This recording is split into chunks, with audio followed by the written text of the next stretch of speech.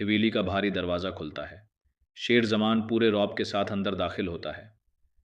جسے سب مردہ سمجھ بیٹھے تھے یا دشمنوں کی قید میں، وہ آج خود اپنے قدموں پر چلتا ہوا کاکا سائیں کے سامنے آ کھڑا ہوتا ہے۔ مگر اس کی آنکھوں میں لڑائی نہیں، محبت کی چمک ہے۔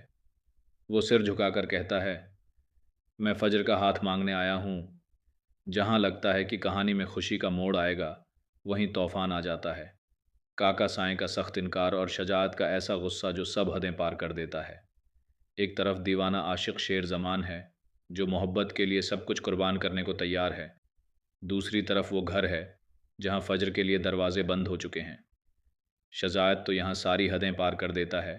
وہ فجر کو دکے دے کر اپنے گھر سے نکال لیتا ہے۔ یہ محض تکرار نہیں، بلکہ عزت، غیرت اور محبت کی سب سے بڑی جنگ ہے۔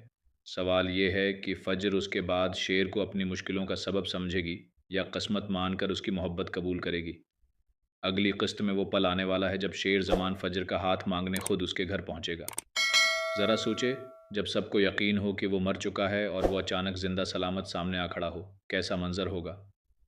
ادھر بدر زمان کے ذہن میں سوالوں کا طوفان ہے۔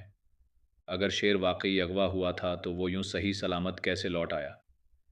جلد ہی شیر فجر کے سامنے اپنے دل کی بات کہہ دیتا ہے، بیتانگے، میں تم سے محبت کرتا ہوں۔ گھر واپسی پر شیر کی بہنیں اور ماں خوشی سے جھوم اٹھتی ہیں۔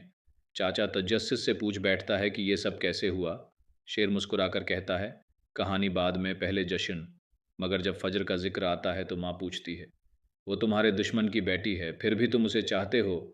شیر ہنستے ہوئے کہتا ہے، عشق تو ایسے ہی ہوتا ہے۔ شیر فجر کو فون کر کے کہتا ہے، اس پاگل سے شادی کرو گی؟ فجر پریشان ہو کر شکایت کرتی ہے، تم میرے لیے مشکلیں کھڑی کر رہے ہو۔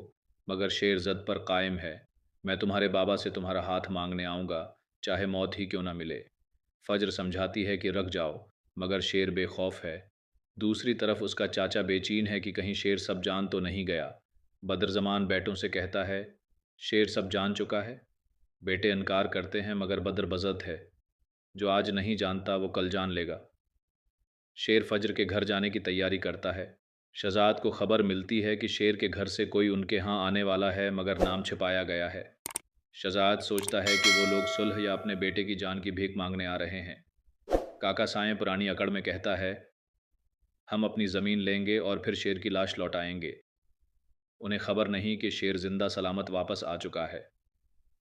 شجاعت اور بیوی کھڑکی سے باہر دیکھ رہے ہیں کہ شیر کی گاڑی آ کر رکتی ہے۔ شیر اترتا ہے، سیدھا کاکا سائیں کے سامنے جا کر سر جھکاتا ہے، میں فجر کا ہاتھ مانگنے آیا ہوں۔ چاہے آپ میرا سر کاٹ دیں یا فجر دے دیں، آپ کا فیصلہ منظور ہے۔ کاکا سائیں سختی سے منع کرتا ہے، جان لے سکتے ہیں مگر فجر نہیں دیں گے۔ شجاعت غصے میں فجر کا ہاتھ پکڑ کر اسے کھینچتا ہے۔ دوستوں، اگر آپ کو یہ ویڈیو اچھی لگی ہو تو لائک کر دینا اور ساتھ میں چینل کو ضرور سبسکرائب کر دینا۔